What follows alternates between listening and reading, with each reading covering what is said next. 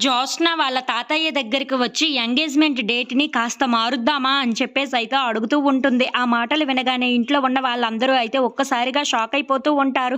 "ఏంటి జోష్న ఏం మాట్లాడుతున్నావు నువ్వు? ఇప్పటికే నీ పెళ్లి బాగా లేట్ అయిపోయిందని మేము అనుకుంటే, ఇంక నువ్వు ఎంగేజ్‌మెంట్ డేట్‌ని మళ్ళీ మార్చమంటున్నావా? ఎందుకు?" అని చెప్పేసయితే అంటూ ఉంటాడు. ఆ మాటలు వినగానే అక్కడ ఉన్న జోష్న అయితే ఏదో కాస్త తెలుసుకుందామని అని చెప్పేసయితే అంటూ ఉంటుంది. ఇంతలో అక్కడ ఉన్న వాళ్ళ తాతగారు మాత్రం లేదు ఈ ఎంగేజ్‌మెంట్ డేట్‌ని మార్చే ప్రసక్తే లేదు అని చెప్పేసయితే అంటూ ఉంటాడు. ఆ మాటలు వినగానే అక్కడ ఉన్న జోష్న అయితే ఒక్కసారిగా షాక్ అయిపోతూ ఉంటుంది. ఇంతలో అక్కడ ఉన్న కార్తీక్ మాత్రం అవునవును త్వరగానే చేసేయాలి. లేదంటే ఇంకా టైం అయిపోతే ఊర్లో ఉన్న వాళ్ళందరూ ఏమనుకుంటారు మన కోసం అని చెప్పేసయితే అంటూ ఉంటాడు. ఆ మాటలు వినగానే అక్కడ ఉన్న శివన్నారాయణ అయితే అది నిజమే. అందుకే మన పరువు పోకూడదు అంటే మనం పెట్టిన టైంకి, మనం పెట్టిన డేట్‌కే ఆ ఎంగేజ్‌మెంట్‌ని జరిపించాలి అని చెప్పేసయితే అంటూ ఉంటాడు. ఆ మాటలు వినగానే అక్కడ ఉన్న కార్తీక్ అయితే బాగా తిక్క కుదురుతుంది పాపకి అని చెప్పేసయితే అనుకుంటూ ఉంటాడు.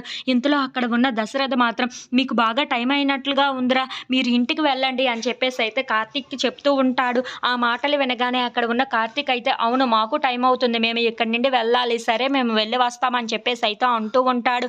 ఇంతలో అక్కడ ఉన్న కార్తీక్ ఒక్కసారిగా ఆగి ఆగండి, ఆగండి మీకు ఒక విషయం చెప్పమని గౌతమ్ నాకు చెప్పాడు. ఎంగేజ్‌మెంట్ రింగులు స్వయంగా తనే తీసుకొని వస్తాడంట.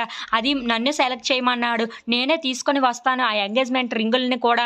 ముందు అలా జరిగింది కదా! ఆ విషయాన్ని గుర్తుపెట్టుకొని తనే స్వయంగా తీసుకొని వస్తానన్నాడు. మళ్ళీ ఏం జరుగుతుందో ఏమోనని తనకి బాగా జాగ్రత్తగా ఉన్నట్టు ఉంది అని చెప్పేసయితే అంటూ ఉంటాడు. ఆ మాటలు వినగానే ఇంట్లో ఉన్న వాళ్ళందరూ అయితే చాలా సంతోషించి సరే అయితే గౌతమ్‌నే తీసుకొని రమ్మను అని చెప్పేసయితే అంటూ ఉంటారు. ఇంతలో అక్కడ ఉన్న కార్తీక్ మాకు టైం అవుతుంది. మేము వెళ్ళి వస్తామని చెప్పేసయితే దీపని తీసుకొని వెళ్తూ ఉంటాడు. ఇంతలో అక్కడ ఉన్న దీప ఏంటి జోష్న అలా ఉంది అక్కడ ఏం జరిగింది అని చెప్పేసయితే అడుగుతూ ఉంటుంది. ఆ మాటలకి అక్కడ ఉన్న కార్తీక్ అయితే చాలానే జరిగింది. అదేదో నేను ఇంటికి వెళ్ళిన తర్వాత మనిద్దరం కూర్చొని మాట్లాడుతాను అని చెప్పేసయితే అంటూ ఉంటాడు.